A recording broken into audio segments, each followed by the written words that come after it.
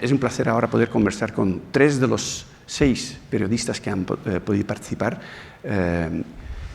y vamos a coger media hora, 40 minutos para escuchar, en primer lugar, vuestro relato, no tanto sobre cada capítulo, sino qué ha sido la experiencia de participar en un documento de un sector tan rígido como es la edificación, el mensaje que pedimos de tenemos que crear demanda a través de un lenguaje entendible. ¿Cuál ha sido el reto para vosotros de participar en ese proceso? El aprendizaje. Y después aterrizamos quizás en cada urgencia más bien temática. Pero primero quiero escuchar un poco una experiencia personal de cada uno de los otros 3. Si hemos ido suficientemente lejos, si deberíamos ser más ambiciosos, qué mensaje principal tenéis si hablamos con un público y si vamos a hablar con más gente los próximos meses a través de las redes y medios de comunicación. Alberto. Pues nada, muchas gracias Bruno por invitarnos. Desde mi punto de vista siempre es enriquecedor hablar con profesionales tan cualificados, ¿no? Y tan especializados en el tema de la edificación en este caso, y a la hora de realizar un artículo de este tipo te permite profundizar en la visión, ¿no? En los retos que hay en el propio sector, con lo cual te hace también tener una visión un poco diferente de la que un poco nosotros al final dentro de nuestra revista tratamos, que al final, si es una revista técnica de medio ambiente, tratamos, imagínate, el medio ambiente pues es amplísimo, ¿no? Y bueno, la verdad es que te permite ver esos retos que hay en este sector, ¿no? Que al final son muy grandes, igual que son en muchos otros sectores industriales.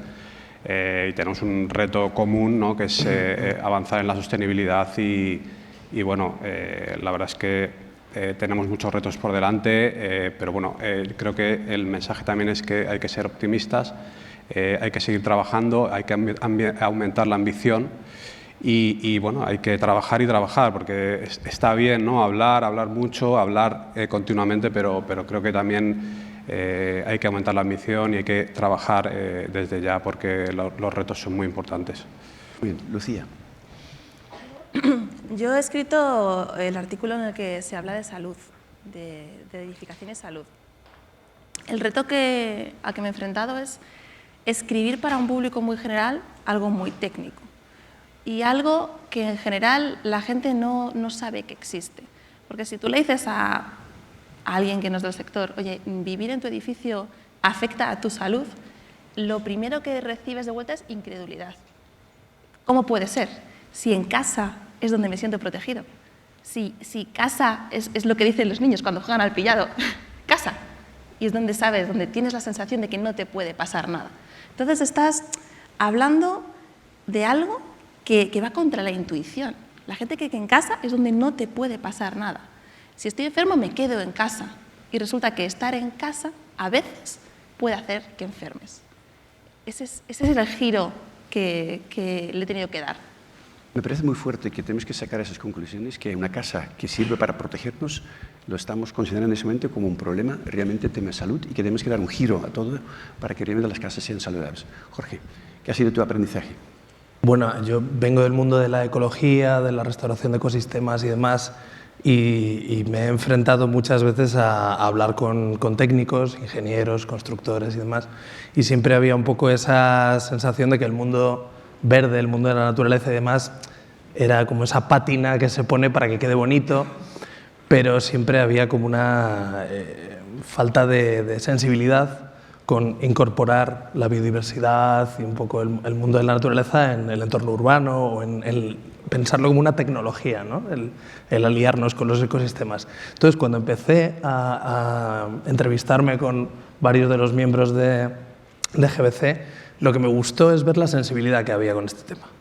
Me sorprendió, me dejó como muy contento ver que había sensibilidad y permeabilidad sobre esto, y me gustó mucho ir recopilando información tanto por los expertos de GBC como compañeros del mundo de la ecología que conozco, y me ha gustado mucho ver que se van dando pasos hacia adelante. Es verdad que, como comentaba Fernando, estamos en un momento de que hay que meter un poco el acelerador y eso es la parte más complicada, Pero para mí es esperanzador ver que hay cada vez más gente que le parece importante el que se incorporen estos discursos y este tipo de tecnologías naturales a nuestra vida diaria. A mí eso me ha dado mucha alegría verlo. O sea, que realmente como aprendizaje ha sido como, bueno, esto está cambiando, ¿sabes? Pero quizá en algunos sectores puede ser más superficial, pero yo me he llevado una alegría, realmente.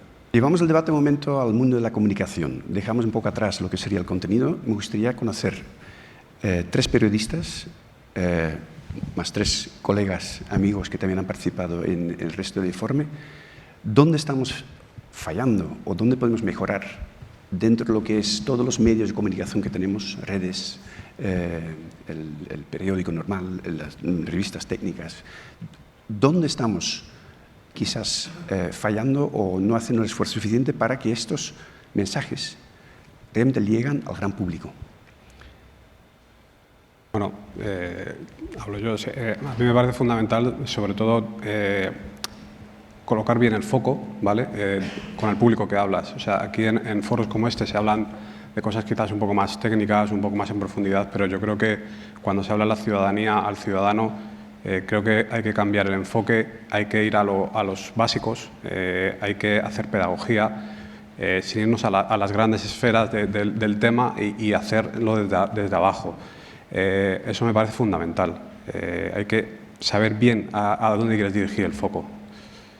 Este foco de ir hacia lo más sencillo, de alguna manera, tiene un peligro de quizás perder la esencia del mensaje o es justo contrario. Tenemos que tener un mensaje más simplificado, los datos y la tecnología o la parte técnica no es tan importante y tenemos que llegar al sentimiento. ¿Por dónde tenemos que ir?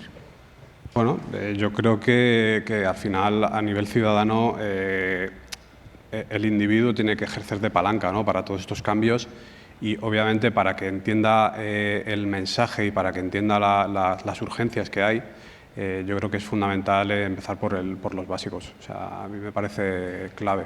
Y has dicho 2 o 3 veces, y yo creo que Lucía también, tú has hecho énfasis en eso, de mirar hacia el individuo, hacia la persona.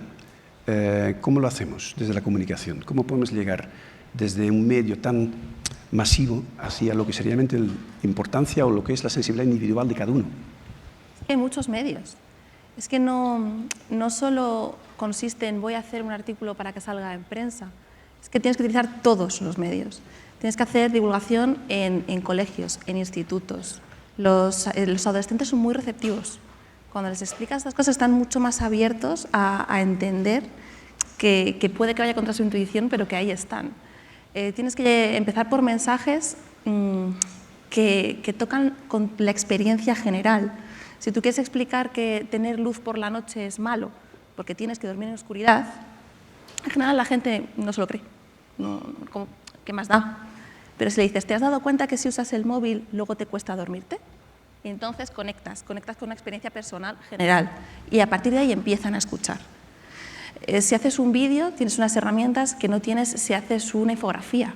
Entonces, yo creo que la clave es utilizar todos los canales disponibles y adecuar el mensaje a cada canal y a cada público, porque no es lo mismo hablar con legisladores que hablar con personas de público general, que hablar con estudiantes, con jóvenes estudiantes. Para cada grupo hay que adecuar el mensaje y hay que utilizar las herramientas adecuadas.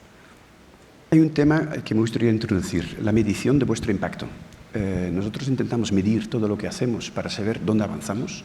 En comunicación, Jorge, ¿tienes un ejemplo de haber medido algún tipo de comunicación, medio de comunicación, en el que dices, mira, aquí tiene más impacto?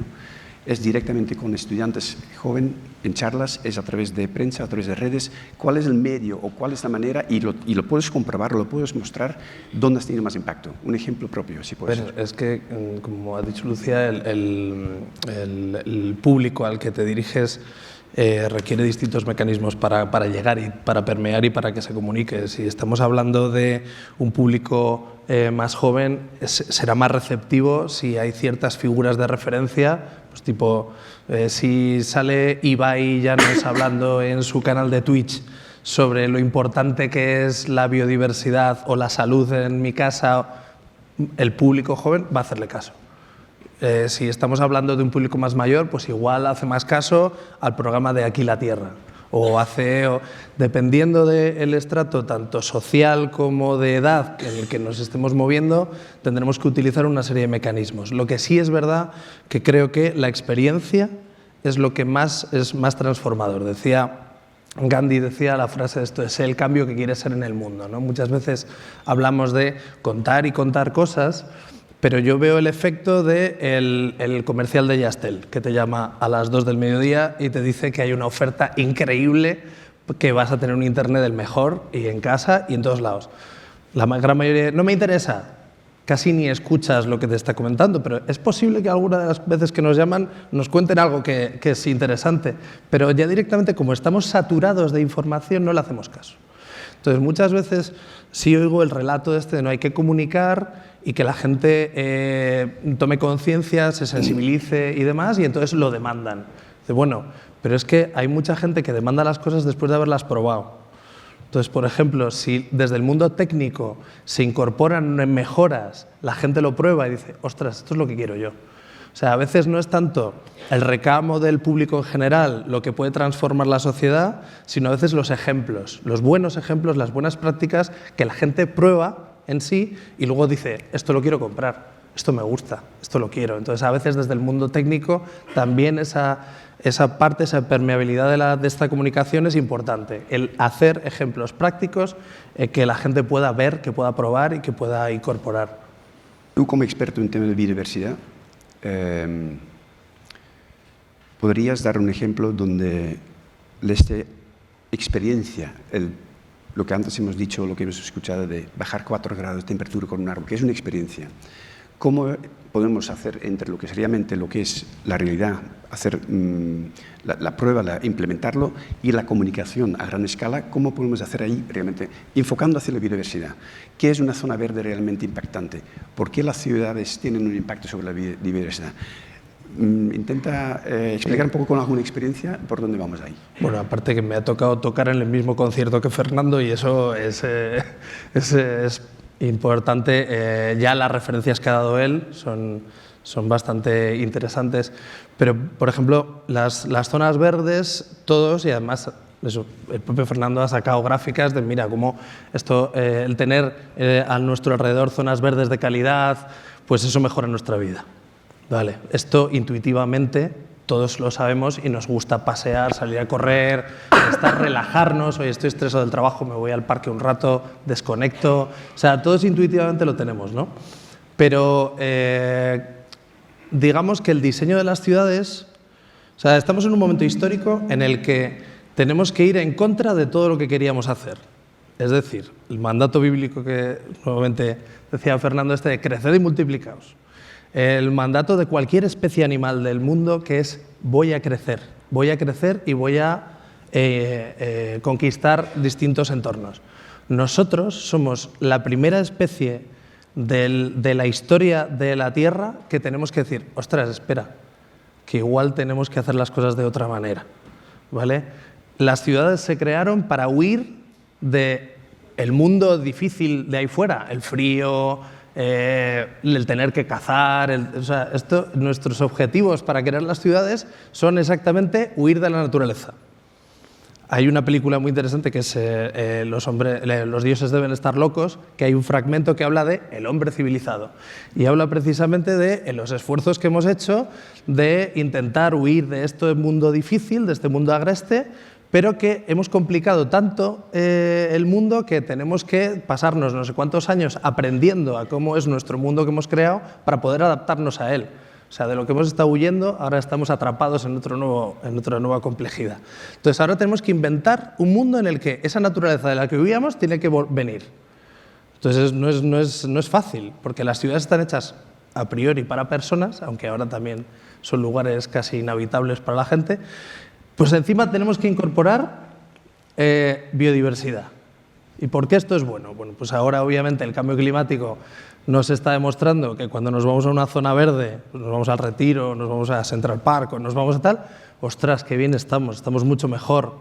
Yo a veces le decía a amigos míos que viven aquí en Madrid, oye, pues cuando haya mucho calor, vete a casa de campo. vas a ver cómo baja unos grados la temperatura y vas a estar más a gusto. La gente va viendo que eso es importante a un nivel climático, pero luego a un nivel de la biodiversidad todavía es como, bueno, que haya bichos por ahí, que haya plantas, que haya... Pero las propias zonas verdes se diseñaron en origen para tener la naturaleza ordenadita y muy bonita en nuestra ciudad, para poder pasear alegremente. Eso rompe con lo que dice un amigo mío, que es que el monte está sucio y desordenado. Entonces, hay una serie de cosas que hacen falta incorporar en las ciudades para que los espacios verdes sean de calidad, que significa con hacer que las plantas tengan un aspecto naturalizado para que los animales puedan vivir en ellas, que haya cierta materia orgánica en descomposición para que haya insectos que quieran vivir ahí, generar precisamente hábitats en los que los animales quieren vivir, dormir y alimentarse. Perdona, ¿eso cómo se hace? Eso estamos en un momento interesante para reinventar cómo es el modelo de ciudad y cómo incorporar esto, porque nos trae muchos beneficios. Y nos trae además, porque es una tecnología que además lleva millones de años probándose y funciona mejor que la nuestra, que a veces nos sale mucho más caro hacer lo mismo que hace la naturaleza, es una tecnología muy eficiente y que nos da avisos. Pues tener biodiversidad o diversidad de animales, de fauna y de flora en nuestro entorno, en nuestro barrio, aparte de darnos salud, nos da indicadores de si mi barrio es de calidad, si mi barrio tiene suficiente nivel de ruido, de bajo ruido, de decibelios que me hacen estar bien, si mi barrio hay una temperatura adecuada que se puede vivir. O sea, hay ciertas especies que nos indican esto y lo hacen porque están a gusto viviendo ahí. Y eso, si yo viviera en un barrio así, con los buenos vecinos, con estos que en el informe viene ahí descrito, tendría que ser algo que nos haga sentir bien, que nos haga sentir que estoy viviendo en un sitio de calidad. Hay una cosa curiosa, que las transformaciones de las ciudades es una cosa continua en la historia. No es que una ciudad está acabada, constante en transformación. El siglo XIX transformó la ciudad muchísimo pensando en salubridad, en salud, quitando casi todo lo que estamos pidiendo ahora que vuelva para tener un entorno saludable. Tenemos que pavimentar, tenemos que enterrar todo limpio, no podemos tener polvo, etcétera, etcétera, ¿no? Es como si las cosas van constantemente evolucionando y tenemos miedo a esos cambios. Si doy el salto de biodiversidad hacia salud, la gente va a considerar tener animales cercanos como un entorno saludable. Este es un mensaje que somos capaces de transmitir. El árbol que genera problemas de mantenimiento es lo que se suele decir. Lo podemos vincular con salud y un tipo de ciudad diferente para que estemos mejor. Vinculado está. O sea, hay una vinculación directa.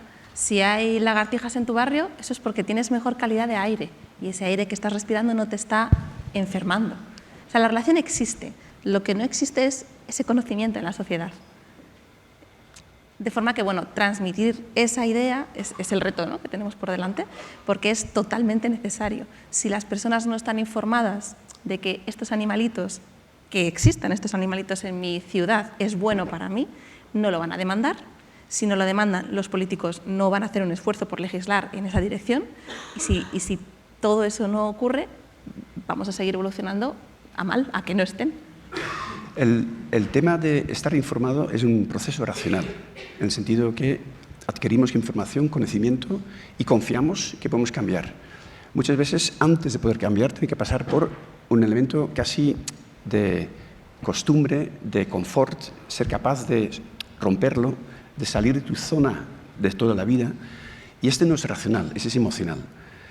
¿En qué medida transmitimos bien hacia la sociedad que todos los cambios que tenemos que hacer no es puramente un tema de datos, de números, sino un tema de atreverse, de realmente crear ese cambio y querer y entender de alguna manera, a través de pequeñas experiencias que hemos hablado antes, que necesitamos ese cambio?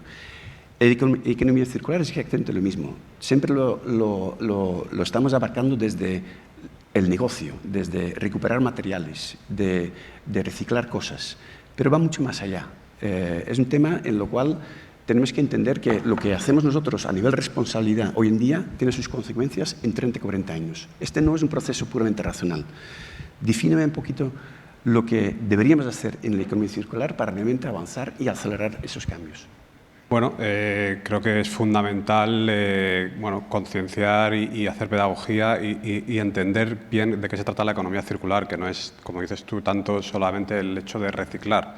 O sea, la economía circular al final es algo mucho más transversal y que tiene impacto en toda la cadena. O sea, desde que se concibe un producto, un edificio en este caso, aplicando ecodiseño, ¿no? Porque al final lo que tienes que hacer es diseñar y desarrollar productos, edificios, todo tipo de cosas, pensando en su fácil reutilización, en su fácil desmontaje, en su fácil reciclaje, de manera que al final terminamos un poco y cambiamos ese concepto del residuo, que al final el residuo no deja de ser un conjunto de materias primas secundarias que están desordenadas.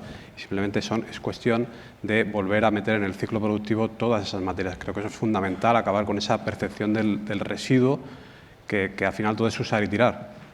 No, todo eso que es un residuo tiene un gran valor y hoy día creo que más que nunca tiene sentido la economía circular, sobre todo, por ejemplo, aquí en Europa, que Europa es un continente, es una región que no tiene grandes recursos naturales, como puede ser a nivel energético, como puede ser de materiales que se ve que para el futuro son trascendentales, como son tierras raras para fabricar todos los teléfonos móviles, todo tipo de energías renovables que son necesarias para esa también transición ecológica y transición energética. O sea, me parece fundamental poner en valor la economía circular como algo estratégico. O sea, aquí en Europa más que en ningún sitio. Luego, por ejemplo, la economía circular como tal genera grandes beneficios y genera competitividad para las industrias que lo aplican. O sea, las soluciones que están basadas en economía circular tienen un valor añadido que hay que valorarlo. O sea, por ejemplo, hace poco veía un documental en Netflix, ¿no?, que era sobre Elon Musk, el tipo este que ha comprado Twitter y está liándola por ahí, ¿no? Bueno, pues este hombre creó una empresa que se llama SpaceX y desarrolló cohetes que son capaces de volver a la Tierra y poder reutilizarse. O sea, eso que parece una tontería, una locura, al final este tío en su empresa va a acabar vendiendo esos cohetes a la NASA, ¿vale? O sea, hay que verlo de esa manera, hay que verlo que la economía circular genera un valor añadido muy importante y genera competitividad. Luego, por ejemplo, otro punto que hay que tener muy en cuenta es que la economía circular es una fuente de empleo verde, ¿vale? Porque al final se van a generar nuevos empleos, nuevas industrias que van a permitir pues tener una economía más resiliente, más sostenible de cara al futuro. Creo que al final hay que saber transmitir el valor de la economía circular. Una cosa interesante que me gustaría compartir con vosotros. Cuando hablo sobre economía circular, siempre pensamos, vamos creando productos tal y como lo estamos haciendo y vamos a reciclarlos en el futuro, renovarlos, reutilizarlos, los cohetes o lo que sea. Nunca hablamos sobre, en vez de pensar en vamos a reutilizarlos, deberíamos hacer algo menos para no tener que hacer cosas nuevas en el futuro. Es decir, la palabra menos dentro del debate de la sostenibilidad, que está vinculada con tu zona de confort y salir de ahí, no tener que tener siempre todo al alcance en el mismo momento, no tener un servicio para compro hoy y mañana me lo traen a casa, puede ser un poco menos confort. Me gustaría vincular ese con el texto y la parte del informe sobre la sociedad resiliente, porque probablemente vamos a tener que ir a una sociedad en la cual hay ciertas cosas, hay menos. La biodiversidad hay más, la salud hay más, pero otras cosas hay menos. La transversalidad entre esos 6 campos, esos 6 urgencias de economía circular, de salud, de descarbonización, me gustaría que vinculáis un momento la transversalidad, que no son compartimentos cerrados, sino unidos en uno con el otro, a través de una sociedad resiliente que es capaz de entender que probablemente vamos a tener que ir a un poco menos en el futuro. ¿Cómo abarcamos eso? Bueno, eso es muy complicado, ¿no? Yo creo que al final también yo creo que acabar un poco con esa falsa dicotomía de decir hay que elegir entre progreso y sostenibilidad. No se trata de una u otra, se trata de combinar ambas y trazar un camino que sea viable seguir avanzando en ese, bueno, en combinar el progreso, ¿no? que al final es de lo que se trata. Yo lo que veo es que están todas muy relacionadas en el sentido de que lo que estamos intentando es sobrevivir como especie. Queremos tener salud para sobrevivir como especie. Necesitamos biodiversidad para sobrevivir como especie. La economía circular está relacionada también con salud, en el sentido de que no puedes reciclar todo de cualquier manera, hay que hacerlo con cuidado, tienes que detectar qué cosas son tóxicas desde un primer momento, desde que las usas, trazarlo para que no te vuelvan a colar en el sistema y afecte a tu salud y acabemos muriendo. La sociedad resiliente va de eso, ¿no? Va de vamos a intentar no morirnos con el cambio climático que cada vez hace que vivir sea más complicado, que aguantar estas temperaturas sea más complicado, que vienen enfermedades de otras latitudes donde no había y de repente aparece una latitud nueva afectando a la salud de la sociedad, de la humanidad. Entonces yo ahí sí que todo el rato lo veo relacionado, es como, ¿esto de qué va? Esto va de sobrevivir. Y de esa manera, yo cada vez que oigo hablar de cualquiera de las 6 urgencias, ahí me va la cabeza. Sí, está claro, está todo relacionado. Creo que al final tiene que ser algo integral, tiene que ser una acción integral y aplicando y teniendo en cuenta todos los factores que al final, bueno, se ha visto, ¿no?, en la pandemia, ¿no?, que al final parece que una pandemia es algo muy conceptual, es algo sanitario, es tal, pero bueno, tiene mucha relación con el cambio climático y creo que está todo interrelacionado y creo que hay que actuar. Hombre, en este caso en concreto, bueno, como todos los grandes saltos en la historia de la humanidad, yo creo que lo que va a hacer cambiar la actitud en la sociedad es la necesidad. O sea, si lo hemos visto en la pandemia, si la necesidad es que me tengo que quedar en casa, me intento adaptar. Si la necesidad es que no hay pan, bueno, pues utilizaré otra cosa para comer. Si nuestra sociedad no puede, si lo estamos viendo en Navidad con todos estos anuncios de es que no va a haber móviles suficientes del último modelo tal porque no hay chips. Pues la gente dice, bueno, pues no hay. Pues me aguanto y pues si nuestra sociedad, por la necesidad que tenemos de pérdida de recursos, de distintas estrategias que nos hacen mitigar el cambio climático, que van haciendo mejorar nuestra salud y demás, si eso se impone, la gente yo creo que se va a adaptar, que es lo que llevamos haciendo toda la historia de nuestra especie, adaptarnos a lo que viene. Precisamente la pandemia yo creo que ha abierto los ojos a mucha gente, porque yo recuerdo cuando solo Wuhan estaba confinado y entonces empezaron a haber casos aquí y decíamos, oh Dios mío, nos van a confinar igual que han ocurrido con esta ciudad de China. Y a mí hay alguien que me dijo, no, eso es imposible, eso aquí no se puede hacer, por cómo es nuestra cultura, por cómo eso no va a ocurrir. Bueno, pues a los hechos me remito. Cuando ha habido una urgencia tan visceral, tan evidente, con unas consecuencias tan graves y tan drásticas, sí que hemos reaccionado. Totalmente de acuerdo. Es triste decir que el ser humano actúa a través de la crisis, que hace falta un dolor, un problema, antes de reaccionamos. Y peor aún, cuando pasa la pandemia y casi todo resuelto, nos hemos olvidado de la necesidad de cambiar. Entonces somos muy cortos de memoria y actuamos a través de urgencias, ¿no?, a través de crisis. Para cerrar un poco esa conversación, os voy a sacar de vuestra zona de confort, lo siento. Es que es el ejercicio que todo el mundo va a tener que hacer. Y sois periodistas, pero ahora os voy a pedir que seáis comerciantes. Cuando mañana sacáis este informe y lo vais a casa y lo vas a vuestro vecino, me gustaría que me enseñas, los tres, cómo tengo que decir a mi vecino, léetelo, convéncele. Te lo doy primero a ti, Alberto. Cógelo y convence a tu vecino cómo venderlo. Bueno, pues es que yo creo que al final lo que se habla aquí es un poco hablar de futuro, hablar de progreso, hablar de urgencias que al final, lo que decíamos antes, ¿no? Volvemos un poco al tema de antes, que es, por desgracia, pues el ser humano pues no actúa, no reacciona hasta que no tiene el problema delante y le golpea.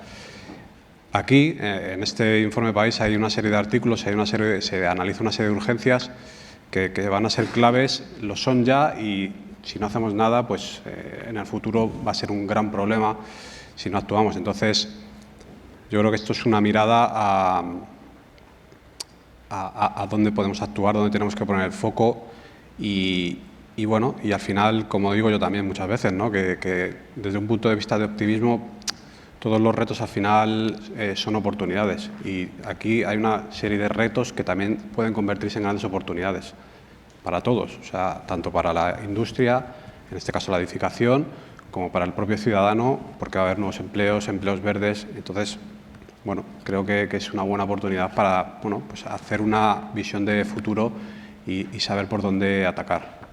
Lucía, véndelo, por favor. Si puede ser a Jorge, que es más cercano.